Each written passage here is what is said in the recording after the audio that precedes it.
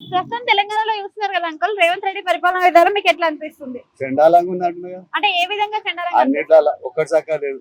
Local body elections వస్తున్నాయి కదా, ఇప్పుడు సర్పంచ్ ఎలక్షన్స్ అవన్నీ అధికార పార్టీకి వేస్తారు, ఓట్లు పైసలు ఇచ్చిన వాళ్ళకి వేస్తారు. అంతే అంటే ఓటుకు నోటు మళ్ళీ రిపీట్ అవుతుంది అంటారా? కంపల్సరీ మందు డబ్బులు. ఓకే, అంటే ఇప్పుడు చూసుకుంటే ఓట్లు చోరీ అయ్యాయని కేంద్రంలో చెప్తున్నారు. అయినాయి మేడం, ఓట్లు బతుకున్న వాళ్ళు కూడా చచ్చిపోయినట్టు రాశారు. ఓట్లు చోరీ అయినాయి. ఓట్లు చోరీ నిన్న పులివెందుల కాలే. అంటే ఏపీలో కూడా ఓట్లు చోరీ అయ్యాయి అని అంటారా? మరి 600 ఓట్లు ఎట్లా వస్తాయి మేడం? అంత పెద్ద ఉపము ఇంతకు ముందు ముఖ్యమంత్రి చేసిన ఓట్ల దొంగతనం అయింది కదా. అంటే ఫ్రీ బస్ గానీ ఫ్రీ పథకాలు ఏం కాదమ్మా. ఫ్రీ బస్సు తోటి పుణ్యం ఏం లేదు. ఫ్రీ బస్ వల్ల ఉద్యోగస్తులకు లాభం మేడం.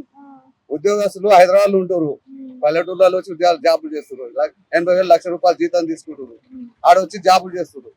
వాళ్ళకి లాభం. కామన్ మ్యాన్ భార్య రోజు బస్ ఎక్కుతుంది మేడం, అవసరం లేదు కదా. అసలు కేసీఆర్ కి రేవంత్ రెడ్డికి తేడా అంటే ఏం చెప్తారు? కేసీఆర్ ఉన్నప్పుడు వాటర్ వచ్చింది, నీళ్ళు వచ్చినాయి, ఇంటింటికి నీళ్ళు వచ్చినాయి. ఇప్పుడు ఏమీ లేదు, కరెంట్ కూడా సక్కరాదు. అంటే ఇప్పుడు ఫ్రీ కరెంట్ కూడా పెట్టిండు కదా, అది కూడా అందరికి రాలే అంటారు. ఎప్పుడు వస్తుందో ఎప్పుడు పోతుందో తెలుస్తలే. అంటే అప్పుడు కరెంట్ మంచిగా ఉండేనా? నీళ్ళు ఉండే అప్పుడు మిషన్ భగీరథ వచ్చింది, వాటర్ వచ్చింది. ఈసారి అది లేదు లేదు. ఈ వాన పడకపోతే ఆయన పొలాలు ఎండిపోయేది. గవర్నమెంట్ మేము ఊళ్ళో ఉంటాం కాబట్టి చెప్తున్నా. Okay, thank you.